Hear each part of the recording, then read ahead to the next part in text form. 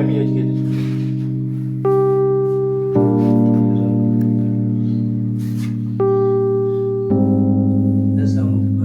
Okay.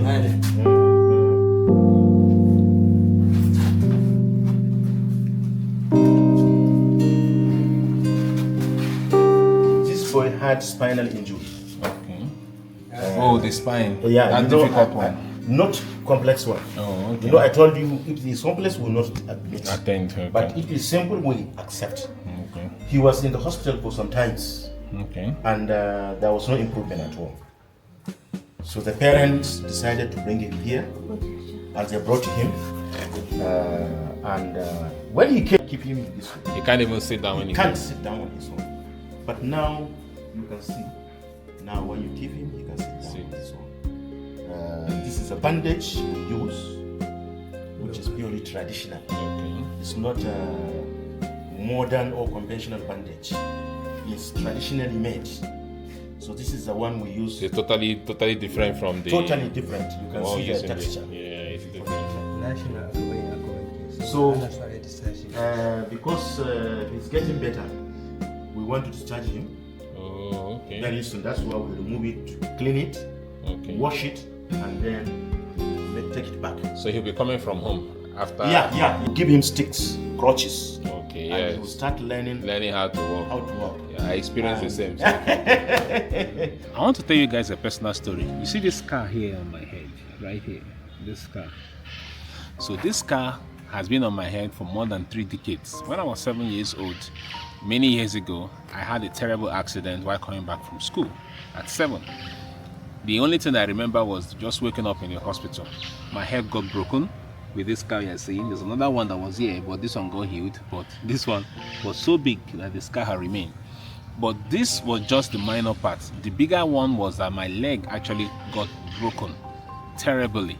And from what my parents later told me was that the doctors said that it was so bad that the only solution was to amputate my leg.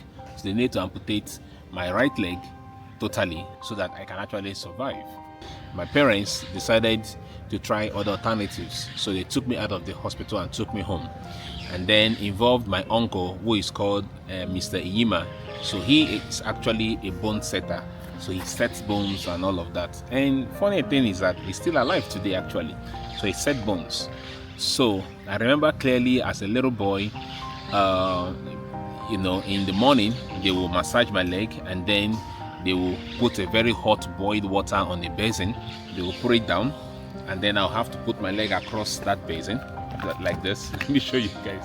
So I have to put my leg across that basin like this. The basin will be under here. You put it there, then I'll put my leg across here like this with the wedge somewhere there. And then once that is done, then they will now cover that basin with a wrapper that will cover my leg, and then with that wrapper covered, so the heat from that water, okay, will be hitting my leg. Now these were just not ordinary water. These were like herbs. They were herbs, they were cooked, and then the heat from that herb water, it was not hitting my leg. And then after that, some medicine that was mixed together will be used to massage my legs and all of that. So that's what they did. And after a few, I can't remember how long now, but after a while, my leg, you know, started getting better. I started learning how to walk. I got a stick, started learning how to walk. In fact, that stick, somebody even did a crutches for me. I remember one man, they called Actor. We call him Actor, but he's late now. And he's an iron bender. He did, you know, what do you call it now? The crutches for me. That crutch is still in my house. It's still in my house, but not my home where I'm living now. I'm in my family house. I wish I have access to it. I would have shown you guys. Anyway, so that's how I started learning how to walk, and then finally I began walking properly, and that was it. So why am I actually telling you this story? Well, this is because I'm in a place where they call Aliero in Kebii state in northwestern part of Nigeria. Right there in Aliero, I'm told this is where you have the highest number of people who are actually involved in bone settings. They actually set bones. If you have bone injury, you have bone fracture, this is what they are involved in helping you to recover. And in this video, I'm actually going to talk to the people actually running this business, because actually they are actually recognized by the government And this whole compound where we are right now is a primary health care compound, but they also share this building with the primary health care compound. So when people come in here and they have bone issues, bone fracture, bone injury, they actually refer to them and they take care of them. Traditionally, this is not orthopedic, this is not anything like that. This is pure traditional way of healing. Generally speaking, we treat all kinds of fractures, simple, compound, or complex. All sorts of dislocations we treat, except of course one that has always given challenge not only to us, even to the conventional doctors, vertebrate dislocation. We have to be very, honest about it. But apart from that, any form of dislocation, any form of fracture, we treat it traditionally. Beautiful. So that's what you do here. Yeah. And this is totally different from the orthopedic medical treatment. Sharply different. We use different, materials and instruments in the treatment.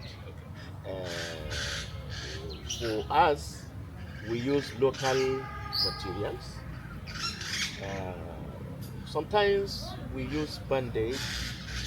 We do give injections to the patient where there is a need, and where there is a wound, we treat it conventionally, not traditionally. Okay. But actual treatment of fracture, actual treatment of dislocations are all done traditionally.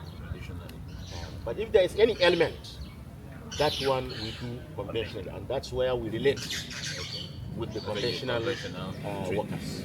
This is what we use when we treat a fracture. Okay. This is a bandage, and this is the sticks we use. This is what we use. We get this in from millet. Because these are the millet sticks. Yeah, millet sticks. It's a complex fracture. There is a wound, and he's getting better anyway. He's not up to a week here. Okay. It's not even up to a week now. It's not up to a week now. And he's already getting better. He's getting better, really. This one is only 2 days. Okay, this is 2 days now. He has had this issue. I see. Okay, so you have to bandage it. Yeah. Bandage because it he has a head injury, so he's not stable. So that's why we have to cover the in order not to disrupt it.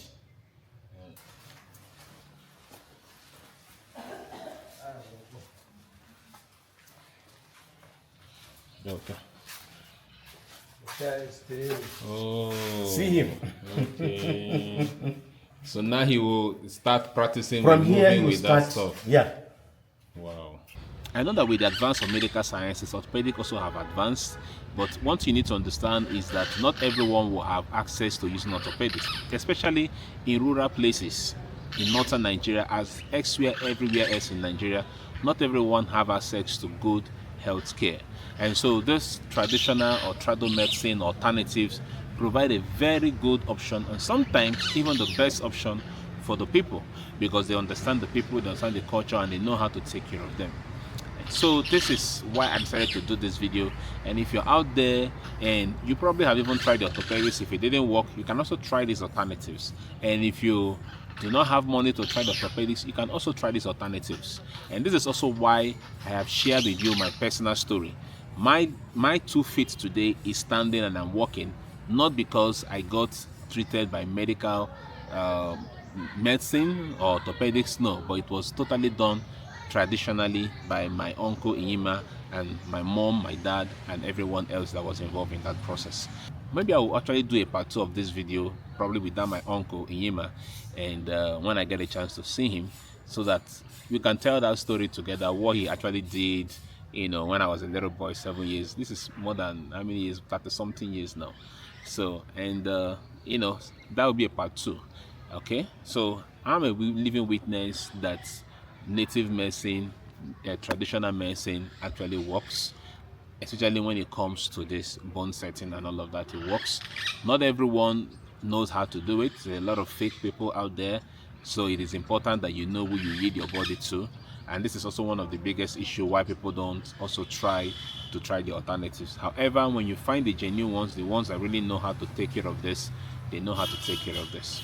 All right, so this is how we Africans has been taking care of our body, taking care of ourselves many years ago, even before the invention of the Western or medical medicines or medical sciences that we all see in today. This I've always been a huge advocate of trado medicine, because while the medical sciences are advancing, great, but it's important that we actually also fund, the trado medicine for research and other stuff, so that it can also advance. Many of the illness and sicknesses that are in the world today, which medical sciences has not been able to cure, do you know that many of these illnesses are already being cured traditionally? But just because somebody will tell you it is not scientifically proven, do you have a data for it, how do you know this, blah blah blah. So because of that, it's not publicized, and also because these things are not coming from the Western country, and so because of that, it's also not publicized. I mean, WHO is not going to endorse that. You don't expect them to endorse that. And the truth is, even your Ministry of Health, many of them, they work with WHO and the rest of them, so you don't expect them to endorse that. However, if you can ever get a leader or a country that will really believe in these things and decide to put in money in research and developing our trado medicine, you find out that many of the illness and sicknesses that is called or tagged incurable in the world today will easily be cured with traditional medicine. So what I would like to know probably from your colleagues is, where did you learn the profession? You see, the thing is, it's a family, it's a long-rooted something. Our great-great-parents have been doing it. For instance, my father was the head during his life, and when he died, our eldest brother took over, and he died 2-3 years back, and that was when I took over. I was not here, but I have to come back home to take over the challenge and lead the family. So the skill was transferred to us from our great grandparents. So it's a lineage something. It's a long history. In fact, it begins before the beginning of Sokoto Caliphate. And Sokoto Caliphate was 1804, was established in 1804. But this family and the profession and the whatever they do started even before the Sokoto Caliphate. So by the time Sheikh Usman conquered the whole area, we are already in the practice. And that's how it has been coming up. And why it now becomes a traditional institution is because of its popularity. The district head here and also the emir of the Emirates recognize the importance of this assignment. And so they insisted the leader must be governed as one of the traditional leaders in the town. So there is a traditional title for that, simply because of the popularity. You understand? And secondly, my father in 79, I think 79, he was honored with a national medal in respect of this profession. Member of the Federal Republic, MOF, I think that's what they call it, member of the Federal Republic by President Obasanjo when he was handing over to President Sheikh Shagari. From Kebii State, President Kebii State, 2 of them were selected for that honor. Himself and the district head of Kedah, Alhaji Haruna Musa. So only 2 of them. Because of the popularity of their work, and because of the success they have been recording, and a lot of NGOs, government organizations have given so many awards. Because there is no time, I would have displayed some of the certificates and some of the letters of commendation for you to see. Several times we have been invited to different places outside the state and even outside the country in respect of this assignment. Myself, I once traveled to Niger Republic The first time I went to Aliero was in respect of this work. Okay. The first time I went to Regional Republic was in respect. In fact, my first going to Sokoto was in respect of this work when I was in primary school. So we have started. In fact, if you are in the family, you start it right from your childhood. So you start practicing. You start practicing. And the leader will be throwing you some challenges and putting you through how to overcome the challenges. So before you are grown up, you know the skill and you can do it anywhere. But one important thing I always want to emphasize with regard to our work is that it's not magical. It is just a skill. Something that you acquire from training. So there is no spiritual element. Nothing. So it's nothing just like purely medicine and skills. That's it. Nothing spiritual. It's important that you emphasize this because most people, once you talk about one of the reasons why I believe traditional or traditional medicine has not been very popular in Nigeria. Once you mention it, people always think about the spiritual part. They think of maybe sacrifice or something, but it's very clear you mentioned that it has no spiritual element, just skills and then the medicine. Just like a medical doctor also practices the skills. Exactly. So does it mean you're teaching this to your kids now? Of course. But beside your own family, which is a custodian of this practice, other families, do they also know how to do this and are they passing on this? The issue is, this is a family-rooted thing. It belongs to the family. Your family? And it's a source of wealth and income to the family. Okay. Other families are doing their own.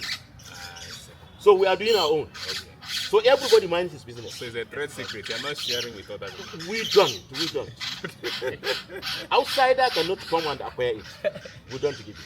I know that it's your family trade, family tradition, but if you wanted to make this a national value, how do you think we'll not spread this knowledge? Because other people need to learn it. We live on what we call division of labor. Mr. A specialized in doing this. B specialized in doing that. C will specialize in doing that. So we cannot come together, all of us, and start doing something, one thing. Okay. So everybody will have to have something doing. So what is important is to popularize the practice. Now, for example, when it was happening in those years, the people in the family were very few. But now we are so many. We have our people in Lagos right now. We have our people in Kano. We have different places. And they are all doing, they are members of this family. And they are doing it. So we don't have to bring in a foreigner into the family to learn. The people, members of our family are becoming so large these days. And they are scattered all over the places doing it. In Abuja, there is somebody there I know. In fact, they call him doctor. In fact, he was not even well trained when he left for Abuja. But he's still there doing it and he's so popular. Because he's doing it well. They call him doctor, in fact, because he has always done it and he has succeeded in doing it. So it is not something that we want to